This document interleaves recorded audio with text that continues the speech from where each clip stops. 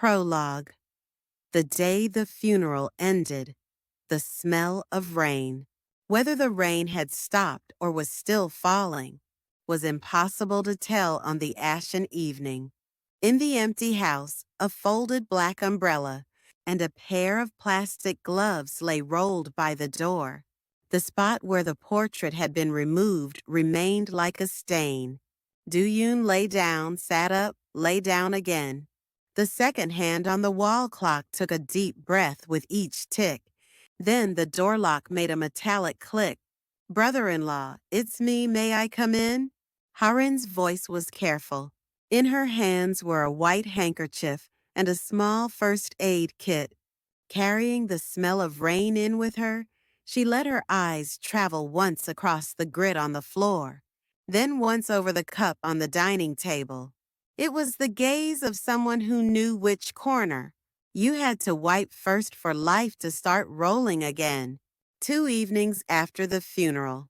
The apartment was eerily quiet. In one corner of the living room still lay a black mourning armband and the empty paper cups left by visitors.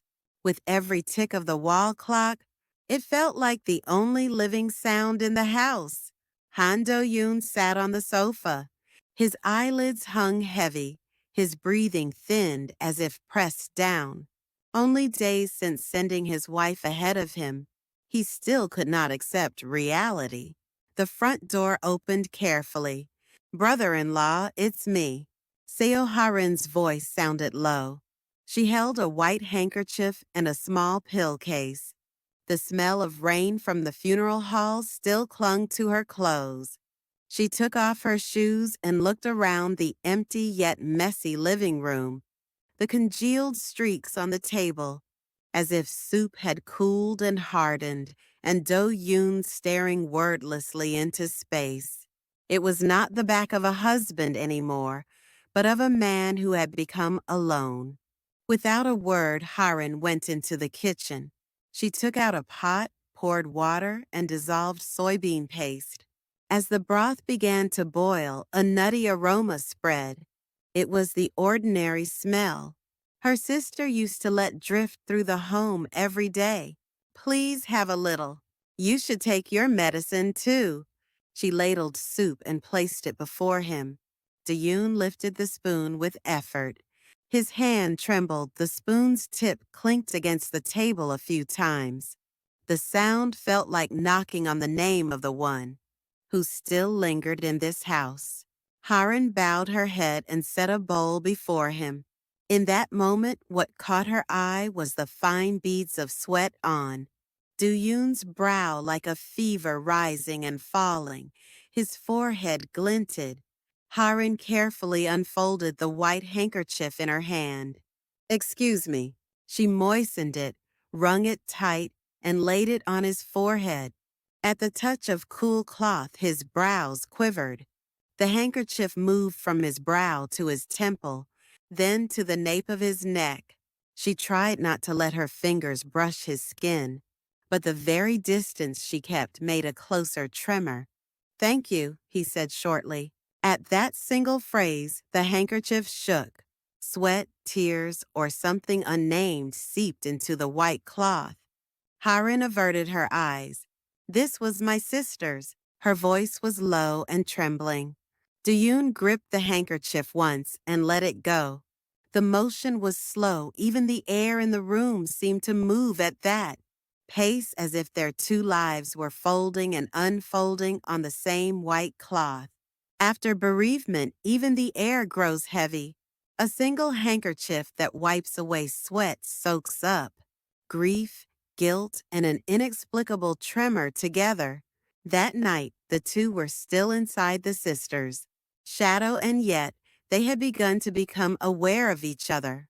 Damp air seeped into the living room through a window opened halfway. A lid rattled on a pot. The orange light on the electric kettle blinked. Harin shook out a tablecloth and spread it. On top, she set the white handkerchief, now thinner after drying overnight. "I'll do it," Do-yoon said, scraping back his chair to stand. His knees buckled slightly from the sudden rise reflexively. She braced his arm with her palm. Skin met for a beat, then parted. I'm fine, he smiled briefly. I'm fine. You're not, she said, lowering her gaze. You're still dizzy. Steam burst when she lifted the lid. She turned down the flame with her chopsticks. Mister, do yoon today, it's rice porridge. Slowly, the title slipped. He only nodded. On the table, the handkerchief cast a thin shadow in the sun. On the balcony, Harun hand-washed the handkerchief. The smell of detergent mixed with the morning air. In the water, the white cloth loosened and folded again. What was my sister thinking the last time she held? This? She shook the water from her hands and tucked the thought away, pinching the wet cloth's corner into a neat edge. That is, Do-yoon paused at the threshold. It was my sister's. I'll use it just for today. Tomorrow I'll buy a new one. No need to change for me, there is. Morning breeze drifted between them. There was a scent to the heart that words could not explain. She snapped the cloth and hung it on the line. Droplets fell from the hem one by one. By noon, the kitchen was warm again. Broth steamed, the radio murmured low. As Harun stirred the pot, Do-yoon approached from behind. Shall I turn the heat down? His voice was a murmur. Reaching past her right side, he lowered the knob. Their movements overlapped. His shoulder nearly touched the space behind her. That closeness stood on a thin line between happenstance and intent. An unspeakable sensation skimmed her back. It's hot, don't stand so close. The words were for safety, but their grain drew a line for herself. He stepped back at once. I'm sorry. The range hood began to hum. Their breathing sank beneath it. They sat facing each other. Steam rose and fell from their bowls. Let's make rules, Harun began. We'll say Mr., Do-yoon, and Ms. Harun, always knock before entering after 9 p. Only call. All right. And this? She lifted the handkerchief. Just until today. From tomorrow, something else. When I see that handkerchief, I feel at ease. For me, it's the opposite. Their words tiptoed across the table. Their spoons were set aside to avoid them. In a low voice, he added, Still thank you. Harun answered by folding the handkerchief once, twice, slowly. Afternoon light lay long on the floor. Half reclined, Do-yoon drifted. His breaths grew shallow, then deep. Harun sat by him with the thermometer. It beeped an ambiguous number. She almost set a wet cloth on his brow and stopped. Out of habit, her hand had reached for the white handkerchief. She took a new towel instead, the rough weave grating her fingertips. He opened his eyes. Ms. Harun? Yes. When it's too quiet, thoughts grow. She said nothing. Try to sleep again. In the drowse, a shard of the deceased's name escaped and floated in the room before settling.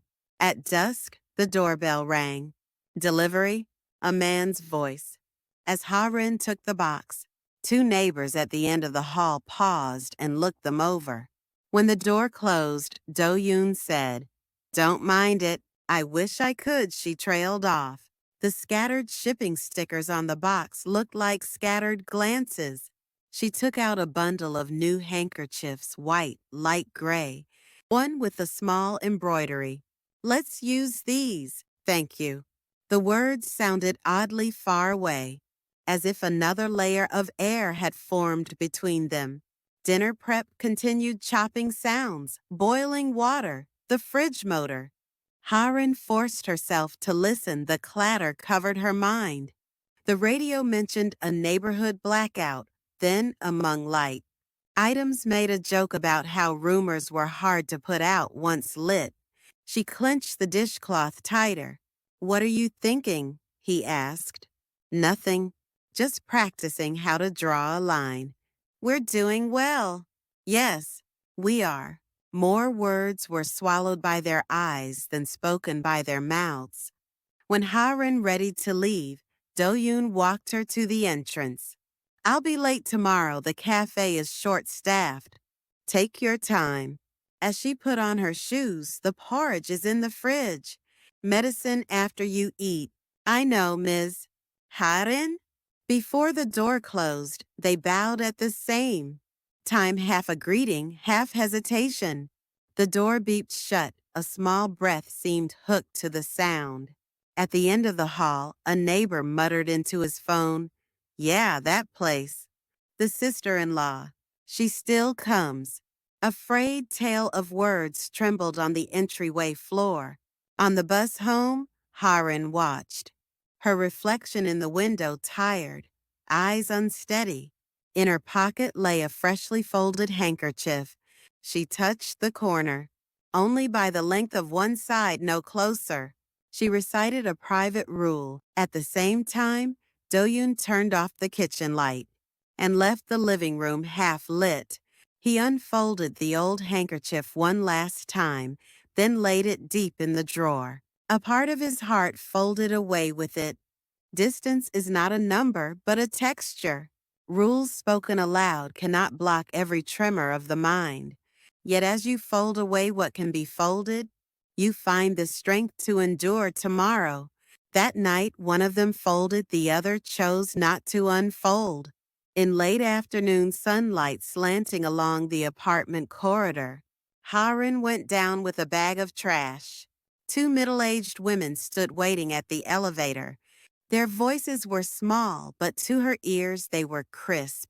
Not even past the mourning period yet, right? In and out, every day, help or no help. Ha-rin steadied her breath and clenched the trash a little tighter. The doors opened and they went first. In that small space, the smell of words didn't vent easily. She pressed the floor button, glances brushed her. No one looked her in the eye, but she could feel their gaze pin her shoulder. As the doors closed, she whispered, "I'm only helping." At the first floor booth, the guard lifted his cap. "Back again? How's your brother-in-law?" The question was sincerely concerned, yet tinged with curiosity. "A bit better. He's taking his meds." She answered shortly and tossed the trash. On her way back, a window clicked shut somewhere in the block. It sounded less like closing glass than like someone closing a mouth or signaling a story was over. The bell rang as soon as she returned. "Home care service." Yoon Se-jin stood at the door, late 30s, a white bag on her shoulder, a steady, cool gaze. "We'll clean and redress the wound today." "Is the pain better than yesterday?" "A little," said Do-yoon by habit.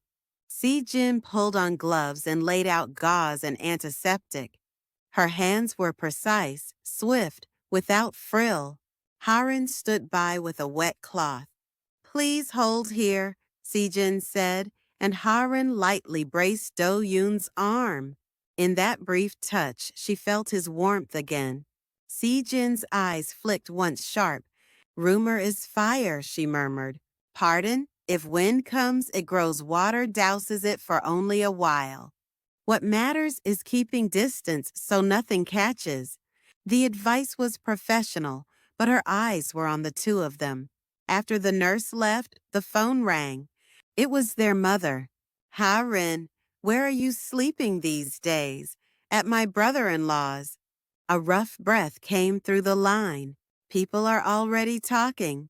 "How long has it been since your sister stopped it?" "Come home at once?" "Mom, he's still struggling. Without me? And when your sister lay cold? Where were you then?" Sharp sentences came through the wire. Ha-rin shut her eyes tight. Responses swelled to her throat but wouldn't come out. Her mother's voice dropped for the last time. "A mouth cut sharper than a knife. Know exactly which line you're standing on?" Her fingers tingled when she hung up. A breeze moved the handkerchief on the desk. Even that small motion felt like a boundary. At dinner, Do-yoon spoke first. You heard something outside. She didn't answer. She stirred her soup. Ms. Harin? At the seriousness in his low voice, she looked up. I'll take the blame. For what? Rumors, whatever. They began because of me. She held his gaze for a moment and lowered it. Scallions drifted apart in the broth. Then why am I shaken too? Her voice trembled. He didn't answer. Instead, he picked up the handkerchief. Between his fingers, the white cloth folded slowly. As its corners met, even the air seemed to square. Rumors choose no direction. One person carries embers, another stirs wind. The real problem, though, is the heart that has caught fire. That night, they spared their words, but unspoken feelings already boiled. Late afternoon, tidying up, Harin opened a drawer in the hutch. Socks, old receipts behind a glassware box and envelope. Inside were a few wedding photos. Her sister and Do-yoon smiled bright white dress, black tuxedo, bouquet. In a corner, out of focus, a young Harin clapped in a long dress. Staring long, her chest tightened. When did I start remembering my brother-in-law as a man? The question rose from deep within. As she slid the photos back, the door opened. Do-yoon entered the living room. Looking for something? Flustered, she hid the envelope, just organizing. Her voice sounded too light. He stood still, then slowly approached and looked at the envelope. May I have those? She couldn't lift her head and handed it over. Their hands brushed above the paper, a light, short contact that rang louder for its brevity. On the sofa, he opened the envelope and looked one by one. His wife's face, full of laughter, his own, beaming beside her. His gaze paused at the corner, young Harin clapping. Even then you were bright, he said. Sorry, always smiling small behind your sister. She couldn't raise her face. In that picture, I'm just a kid, in her shadow. The room grew heavy. He put the photos back. Photos are odd. They save the happy moment, but not its weight. Harin clasped her fingers. What kind of person was my sister to you? Responsible? Always cheerful with me. But he swallowed the end and bowed his head over the photo. Sometimes that smile was so firm it scared me. Tears gathered at Harin's eyes. Every time she smiled, I felt there was no place left for me. Their confessions were different and alike. She handed him the envelope. The rough grain scratched her fingertip. A boundary implies the desire to cross. He took it and folded the flap. I'll keep these. Okay. Short words, heavy with tangled feeling. Outside, darkness fell. Children's laughter came faintly, but their room stayed still. Facing each other, their eyes never met. He pressed the envelope on his knee with his palm. She stared at a folded new handkerchief on the table. Through different objects, they entertained the same thought. Where are we standing right now? Photos leave the smiles, not the shadows behind them. Those who survive in the shadow must face that darkness. That night, a single photograph etched an old crack deeper into their hearts. After dinner, clearing the table, Harin reached deep into the hutch and felt a small cloth-wrapped bundle.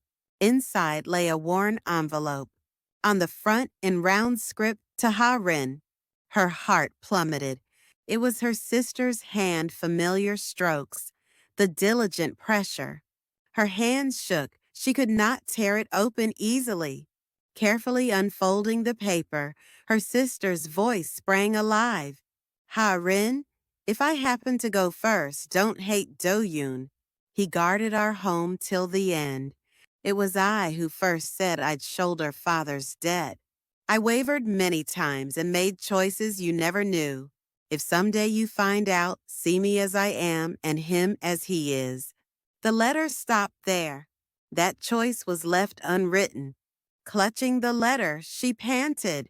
Her vision blurred, her sister's voice seemed to circle her ear. "Don't hate him." The words shook her more. "Sister," the whisper dissolved at once. Her fingertips trembled. She slid the letter back into the envelope. The paper's edges grazed her skin sharp and soft at once. Water ran in the kitchen. He was washing dishes, shoulders slumped, cords standing in his forearm. She gripped the letter on impulse. Her sister's words flashed, "See him as he is." But what did "as he is" mean? She didn't know. "What did you find?" he called from the kitchen. She quickly pushed the envelope back into the drawer. "Oh, just old papers." She kept it short on purpose. He came, drying his hands. "Old things, sometimes it's better to leave them covered." She could barely breathe. "Is it?" A heavy air passed between them. Late at night, she set the envelope on her bed. Beside it lay the new handkerchiefs, neatly folded, 2 white squares. One held the past, one held the present. She unfolded the handkerchief and folded the letter, then the reverse. "Where am I standing now?" The question went unanswered, sinking into the dark. She tossed that night. A voice, dream or waking. Harren, it sounded like her sister. With it rose her brother-in-law's. Face pain, gratitude, and a sorrow too deep to name. She covered her face with both hands, still her heart struck loud inside. A letter enlarges what is left unsaid. Sometimes one blank line weighs more than 1,000 confessions. That night, between her sister's voice and her brother-in-law's shadow, Harren lost her way. Evening table. The smell of doenjang filled the room. The clock's second hand rang in the ear. Harren put down her spoon. "Brother-in-law, no, Mr. Duyun?" The corrected title trembled in the air. "We should set some rules." He looked up as if already expecting it. "Rules? Yes. No contact after 9 p.m. Always knock before entering." And her eyes dropped to the white handkerchief on the table. "Use this only until today." He slowly picked it up. The cloth had faded from washing. Under his fingers, fine new creases formed. "When I see this, I feel at ease." His voice was low and firm. "For me, it's the opposite. Short but resolute." He was silent, then pushed the cloth toward her. "Then you keep it." The pronoun "you" lodged heavy. The air on the table sank. As she reached for it, their fingertips brushed, brief, light. Both snatched their hands back. "I'm sorry." "No, I am." Their words overlapped. Overlapping words were overlapping hearts. She folded it twice, 3 times, and slipped it into her pocket like a ritual of drawing a line. Spoons slid in different directions. The curtains stirred with the wind. She forced a smile. "This way there will be fewer misunderstandings. And I'll be less confused." He said nothing. His gaze rested on the pocket with the tightly folded cloth. "Washing dishes," she muttered to herself. "Drawing lines isn't easy." Water ran over her words. On the sofa, he whispered to himself, "Drawing a line is also wanting to stop." His voice did not reach the kitchen, but both felt the same tremor apart. At bedtime, she set the new bundle of handkerchiefs by her pillow. The unfamiliar white fabric was clean, but her mind was not. In the end, she took out the old handkerchief and slipped it into her pocket. Just today, she vowed, already broken. On the sofa, Do-yoon stared at the dark ceiling, opening and closing his eyes, tapping his thigh. His palm still remembered the touch from earlier. The more you draw a line, the blurrier it becomes. Folding a handkerchief felt like making a border and laying the heart along that border. That night, from different places, they stood on the same line.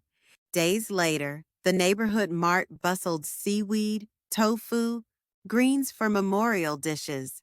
Similar shopping baskets passed each other. Perilla and salted seafood scented the air. Putting tofu and kelp in her cart, Haran paused. That I'd prepare my sister's memorial food, the thought snagged in her throat.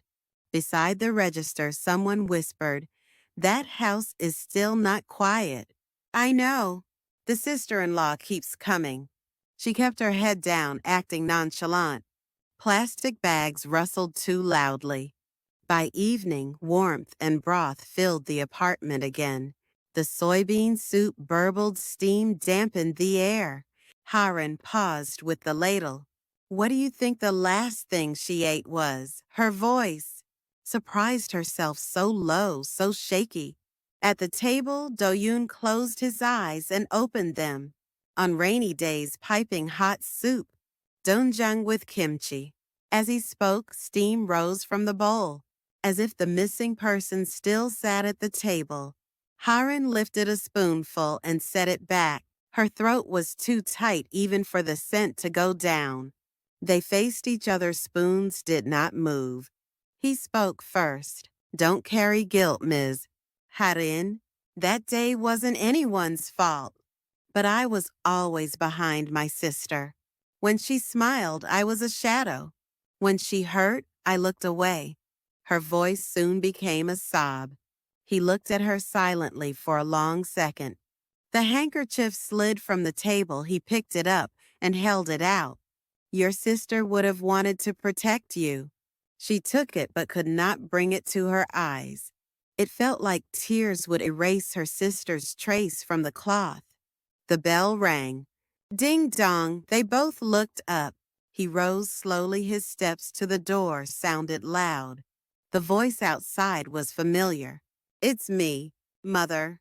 Haran froze. The handkerchief on the table fluttered slightly, the prelude to a storm. The smell of food summons memory, memory brings guilt. The knock on the door puts every feeling on trial. That night, the door before them would become a new crack. Cold air entered with Mother as the door opened. Black coat, tidy hair, lips pressed thin. Why are you here this long? No greeting, only accusation. Haran froze. Mom, he's still recovering without me. Where were you when your sister lay cold? Words like knives struck Haran's chest. The smell of soup still hung. Mother's eyes went straight to the table where a folded white handkerchief lay. Her gaze lingered as if a piece of cloth held every suspicion. Haran bowed her head. Mother, Do-yoon said quietly, voice low but steady. Haran is helping. I'll bear the rumors. Rumors? Mother shot back. Do you know who hears them first? In this town, mouths outrun feet. Think what people will say about my daughter, about this family. He lowered his head, but his eyes wavered. Mother turned to Haran. I know you want to help, but you must know what picture others see. People already say you've crossed a line. Haran clenched her hands. Her voice shook, but she forced it straight. Mom, I did nothing wrong. I'm only here because he's ill. Then all the more reason to stop. Her tone was icy. People don't care about your intent. They say what they see and believe what they say. Silence fell. Mother glanced at the handkerchief once more, sighed, and turned to the door. That's enough, Haran. Don't stay here anymore. This house still smells of your sister. You and Mr. Do-yoon are kind but foolish. The door shut with weight. The living room quieted again. On the table, the handkerchief trembled as if mirroring their unrest. Mother's words were blades, yet the small handkerchief cut deeper than any blade. Heavier than rumor was the gaze of family. After 10, thunder rolled, heavy drops lashed the window glass. A flash turned the room blue, then, with a pop, the lights went out. Power failure. The apartment hushed, the rain grew louder. Haran turned on her phone flashlight, a small circle skimmed the dark. Leaning on the sofa, Do-yoon groaned. She hurried over. His forehead burned. Brother-in-law, Mr. Do-yoon, you've got a high fever. She grabbed a cup, the meds her fingers quick. her mind a tangle.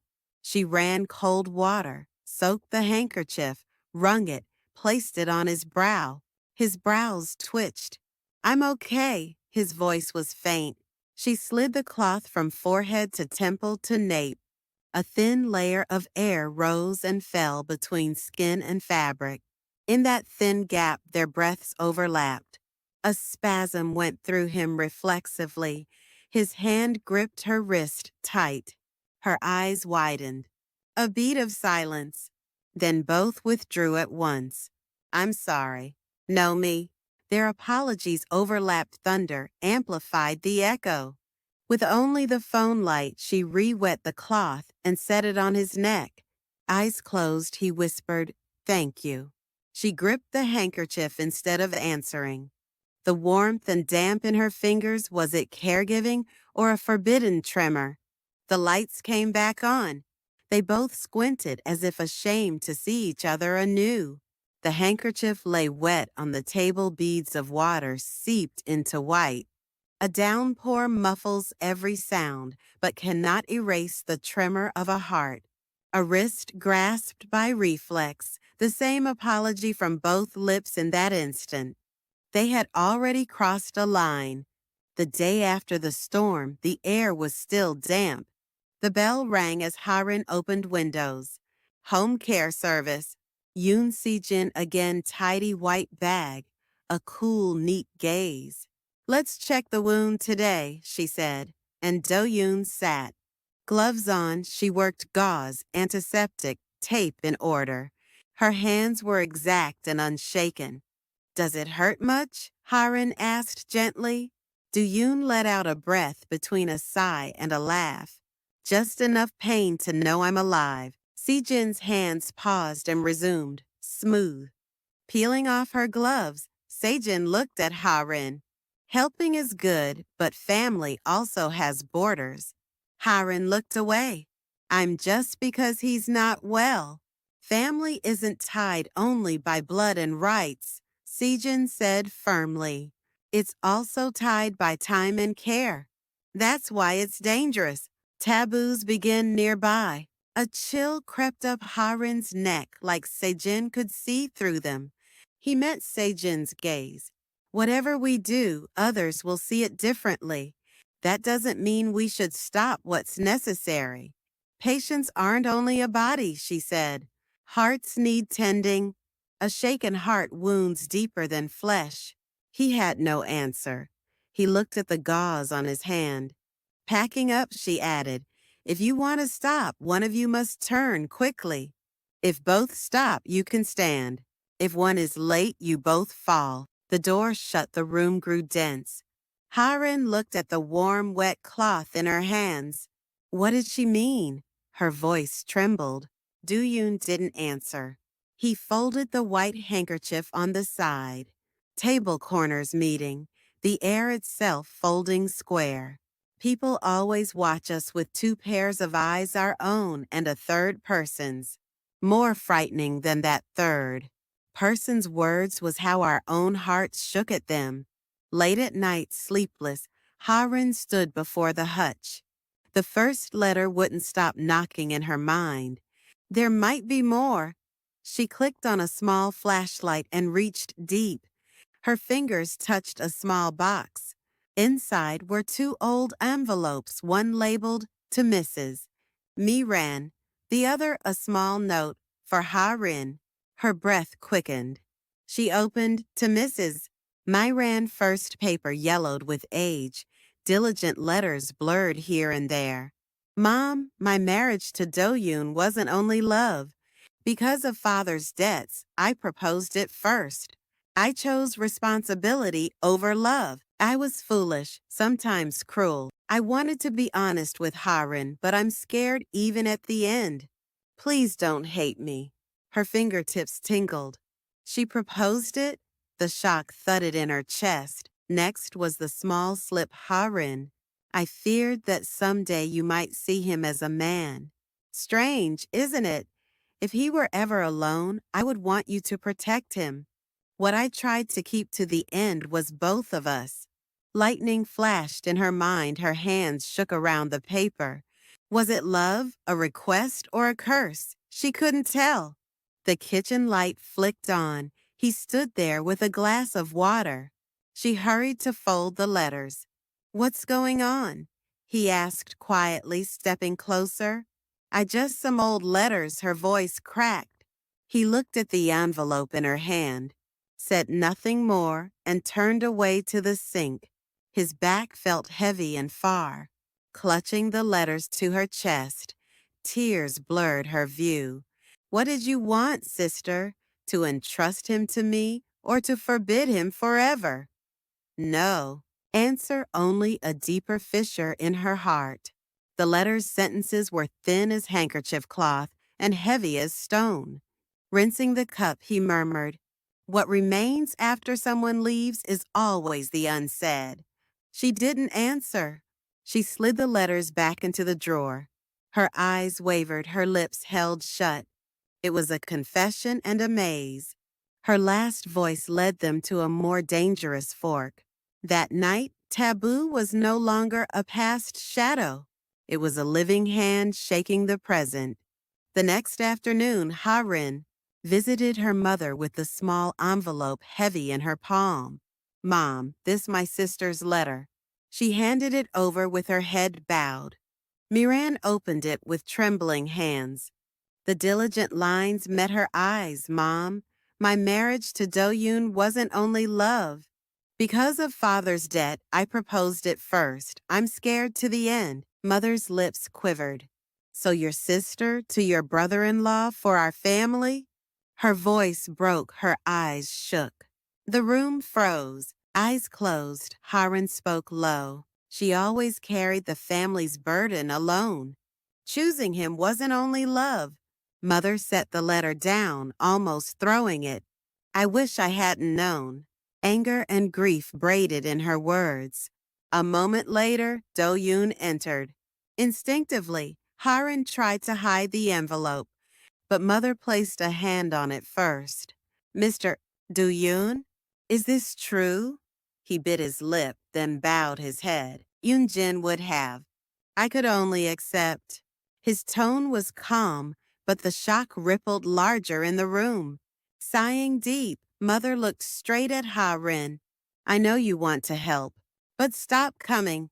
This house still smells of your sister. The longer you stay, the bigger the misunderstanding and the guilt." Tears welled, Ha-rin bowed. "Mom, I just? People do not believe just. Draw a line. This is the last time." Haran left without another word. The latch clicked, a line scored in sound. Alone, Mother read the letter again. Tears smeared the ink. "Eun-jin, why leave such a burden?" Her whisper rang thin in the room. He unfolded a handkerchief and laid it flat. The square lay neat, but his heart did not fit inside.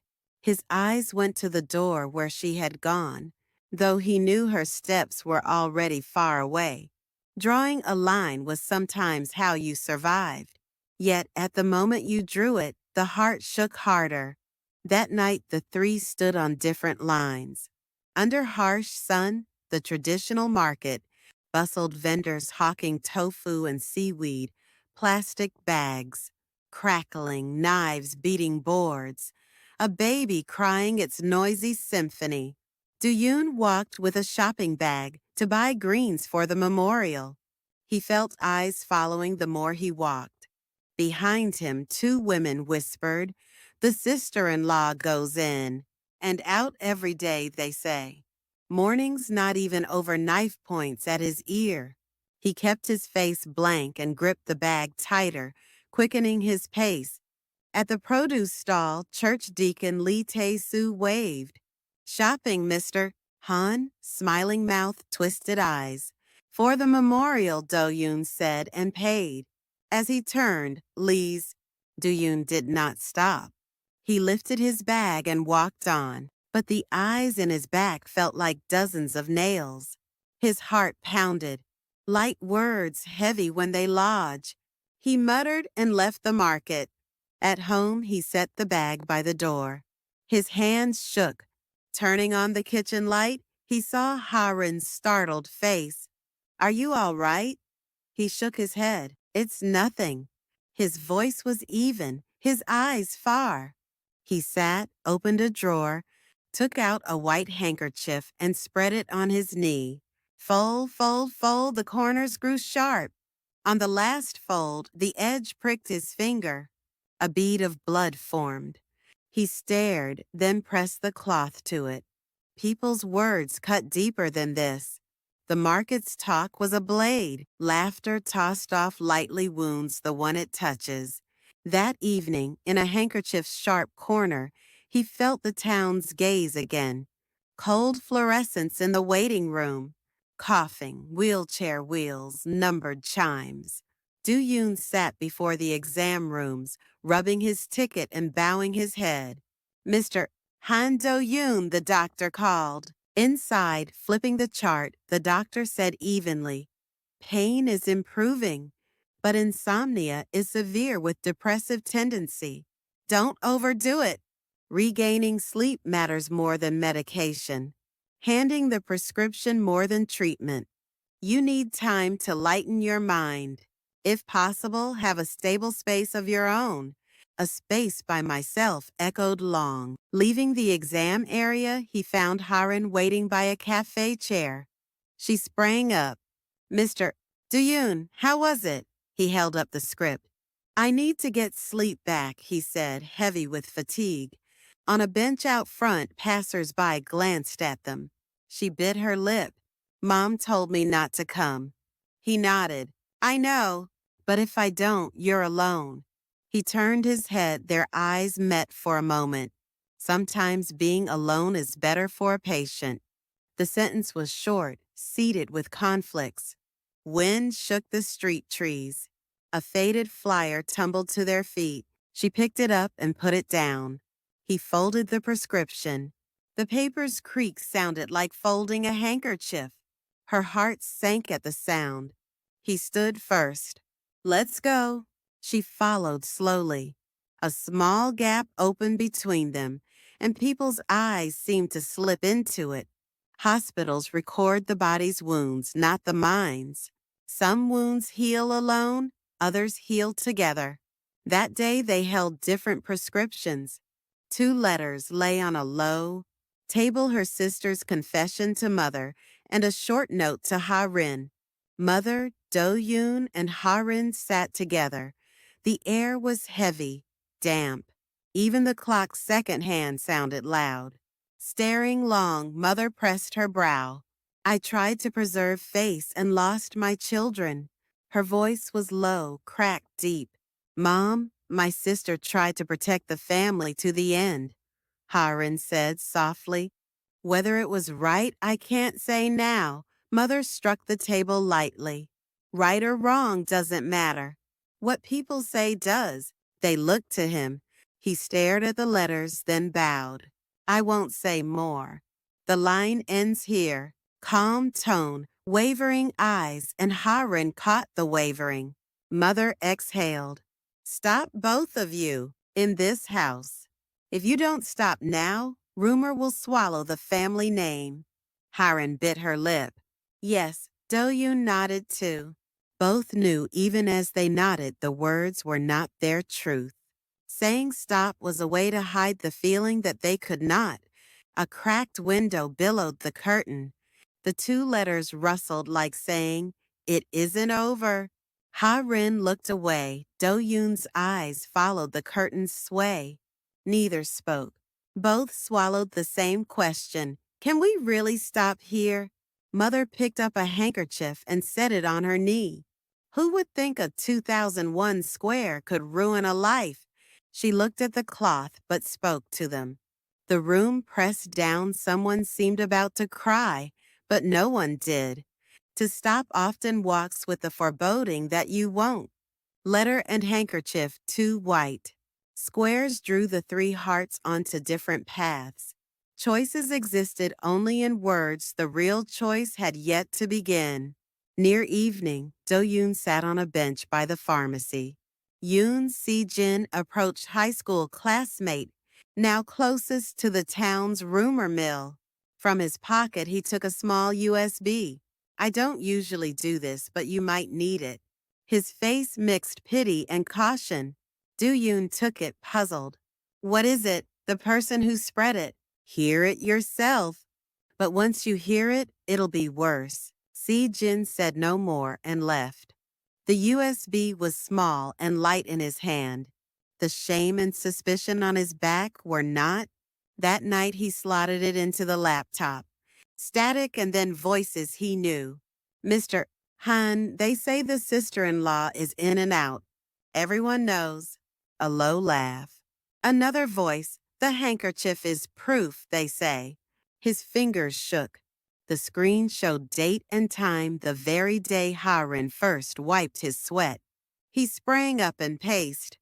Who and since when have they been watching? Eyes around the neighborhood. Flooded his mind laughter, snickers, side glances. The USB sat on the desk. Light the burden was not. A knock. Brother-in-law, I can't sleep. Her voice. He yanked out the USB and pocketed it, then opened the door composed. In pajamas, she stood there, tired eyes, a shaken look. Are you okay? You didn't look well during the meeting. Her concern sounded to him like I know everything. Their gazes crossed. He nodded without words she did not enter and turned away quietly. Watching her back, his eyes mixed anxiety, protectiveness, and a desire that wouldn't erase. The recording was clear. Clearer still, the rumor already existed. What they swore to stop wavered, and that wavering opened a path again. Morning at the market. Baskets clacked, bargains traded, and then, inevitably, their house. The sister-in-law goes there often? Maybe she's just helping. But the handkerchief's small voices circled ears. Some laughed, some clicked tongues. The verdict was one a spotless family gone strange. At the pharmacy, he ran into a neighbor. No nod, just a tilted head. Feeling better, but the sister-in-law is always there, isn't she? He smiled and answered, She helps with the house. Her eyes already held doubt. That afternoon, taking his niece by the school, Haran felt parents' gazes. Eyes on the child turned to her. The young sister-in-law with her brother-in-law. Doesn't she think of the dead sister? Words skimmed like blades. She squeezed the child's hand, her steps shook, her heart raced. That evening by the shop, he overheard young men smoking everyone knows. Something bigger's coming. Laughter, derision. His blood ran backward. Opening the door, he found Haran in the kitchen. Are you okay? She asked. Her concern was pure, but the day's whispers overlapped in his ear. I'm fine, he said briefly, eyes unsteady. She paused and lowered her gaze. Laughter floated from the alley that night. That house is about to blow up. He drew the curtains and muttered, Rumor passes through walls and doors. Episode 17, ending narration. Whatever the truth, the mouths would not stop. Once spread, words cannot be retrieved, and the walls around them kept closing in. After work, a colleague called to Haran. Where are you staying these days? I saw you near his place. It sounded like a tease. Her face hardened. I sometimes at my sister's. The tail of her answer lit the colleague's eyes. With your brother-in-law? Wow. Laughter trailed her a long way. At dinner, the niece said, Teacher asked why Aunt is at our house now. Chopsticks froze. Haran flushed. Do-yoon feigned calm, voice trembling. She's just helping. Scene 3, whispers like a whisper. That night he heard it again near home, saw them together today. You can't hide that long. Whisper thin, knife sharp. Back home, she asked, aren't we too conspicuous? He turned on the TV instead. The drama blared, the silence between them was louder. Late? Haran whispered before the portrait. Sister, am I doing right? I only wanted to help. Why is my heart shaking? Watching from behind, he closed his eyes. If I hold you, where will we end up? The wall of rumor seeped indoors. Though they wanted to protect each other, the crack tried to split even that. Saturday morning, the market again. Eyes converged. That man lost his wife living with the sister-in-law. What sin for the kids? Small voices spoken to be heard. He kept his face blank, his knuckles whitened around the bag. Entering late, Hiram caught a sentence like a dart. Maybe they were always like that. Even for the bereaved, she couldn't bear it. Enough, the market froze. I came to help. He couldn't manage alone. Her voice shook, her eyes were steel. On the way back, the niece asked, Auntie, why do people talk about our house? Hiram had no answer. Adults say silly things, but hurt had already spread in the child's eyes. Seeing it, Do-yoon's face collapsed. Silence would not hold any longer. At home, he burst. If I'd known, I shouldn't have asked you here. She stopped cold. Is that what you mean? No, no. I'm sorry. I'm just useless. I made you a target. The end was apology, the wound was made. She laughed, brittle. I'm human. I help and get shamed for. What does that make me? With tears bright, she turned away. The woman who first stepped into this house was gone. Hidden feeling showed itself to the world. The blast came from the will to protect the flames, began to consume what lay between them. The night of decision, dim lights, side dishes cooling untouched. The child asleep early, tension filled the house. Harin silently wiped the window. Do-yoon toyed with his fingers. The quiet stretched. At last he said, Harin, I'm sorry. You did nothing wrong. I'm weak. I dragged you into this. She stopped and turned. Mr. Do-yoon, I can't pretend. I came to help, but now my heart is shaking too much. Their eyes met, each read the other's pain. We're family, he said, forcing firmness. But the tremor in his eyes was clear. That's what makes it harder, she whispered, eyes wet.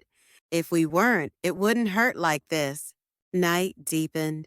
She brought out a small bag. I should keep some distance. Here we both break. He reached for the bag.